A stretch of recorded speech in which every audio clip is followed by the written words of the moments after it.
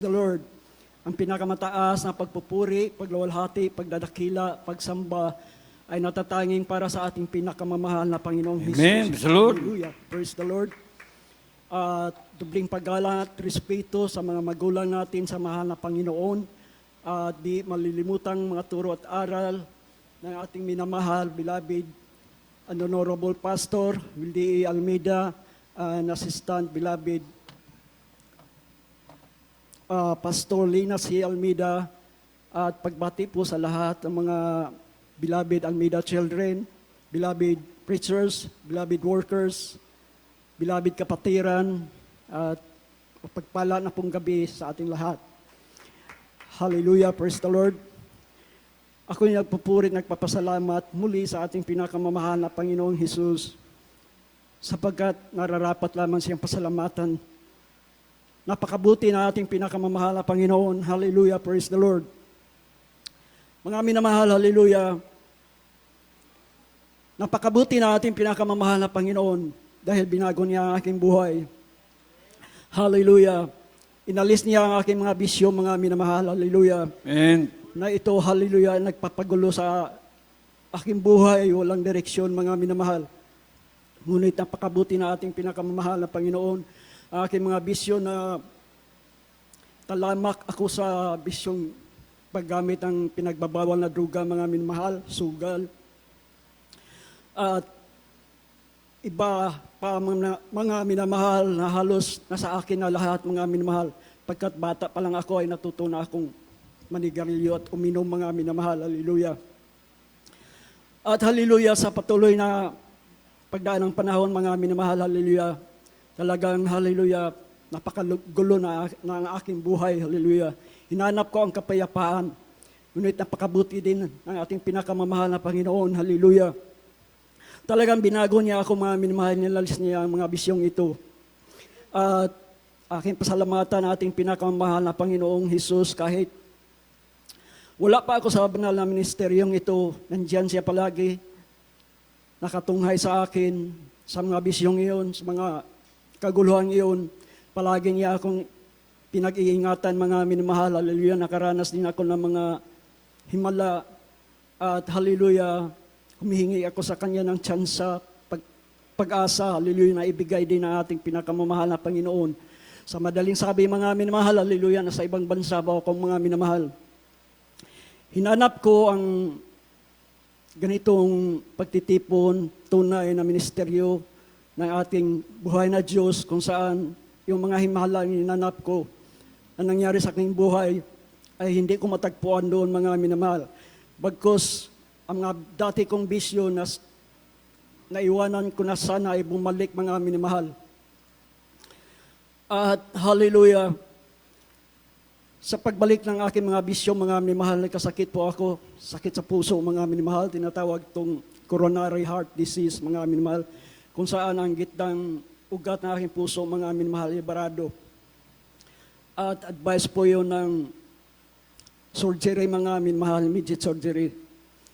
At kailangan daw na ilipad kagad ako sa pinakamalapit na mabuting ospital doon sa lugar na aking pinagtrabuhuan, mga minamahal.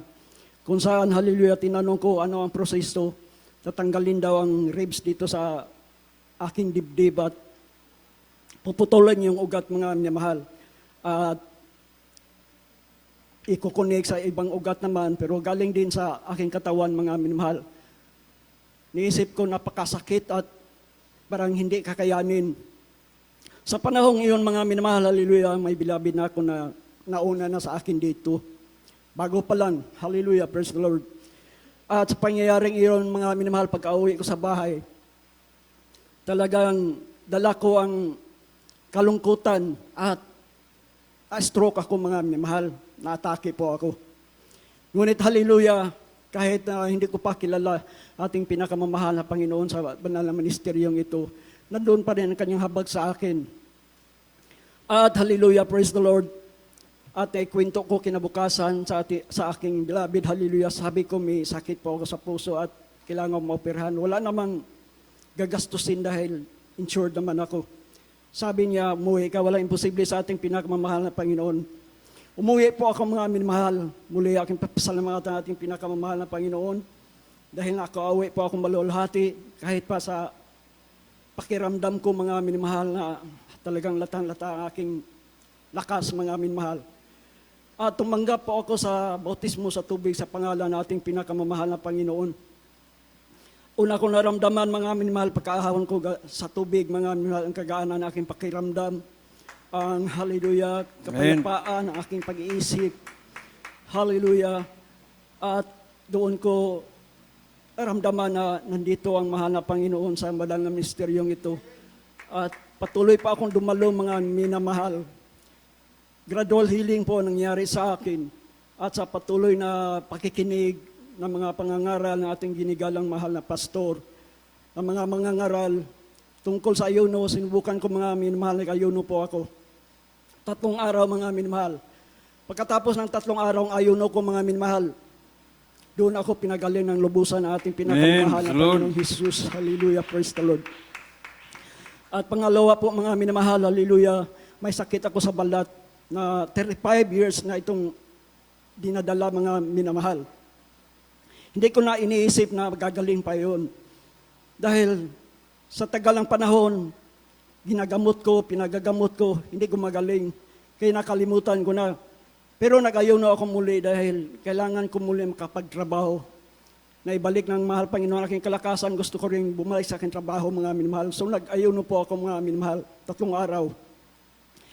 Pagkatapos ng 3 araw, pauwi sa bahay, nakauwi sa bahay, noong tiningnan ko aking paa mga minamahal, yung mga sugat-sugat doon, ay pinagaling na ng ating pinakamamahal na Panginoon Jesus. Tuyo, hallelujah. At sa pangatlong beses, mga minamahal, hallelujah, nahirapan na kami sa buhay. Matagal na-file ko rin pala yung, na-submit ko yung mga kakailanganan sa aking pag-apply, mga minamahal. At nandoon na sa immigration. Ngayon, mga minamahal, na tagalan yun, na sumubra po ng 1 taon.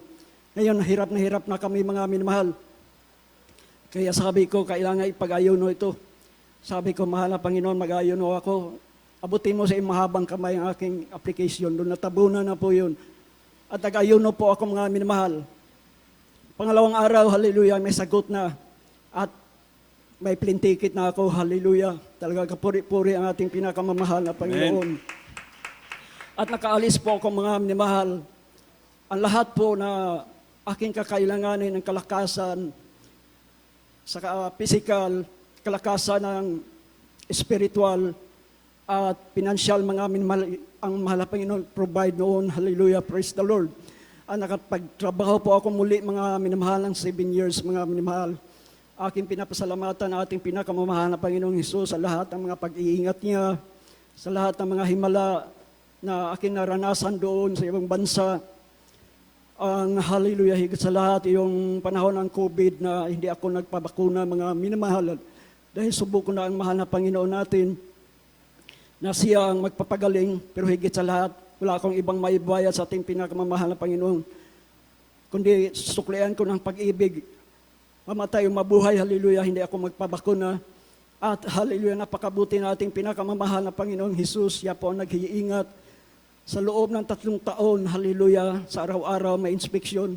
Pero walang imposible sa ating pinakamamahal na Panginoon, sa Kanya ang lahat ng mga pamahalaan. Hallelujah, praise the Lord. At aking pasalamatan ating pinakamamahal na Panginoon sa panahong ito. Hallelujah, marami mang mga pagsubok, gaya ng karamdaman sa aking, mayroon akong 2 bagong apo mga minamahal. Ngayon, hallelujah, nakasakit sila ng mahigit 1 linggo na, hallelujah. So wala akong magawa mga minamahal. Ang aking mga anak, bautismado dito, pero hindi umatin.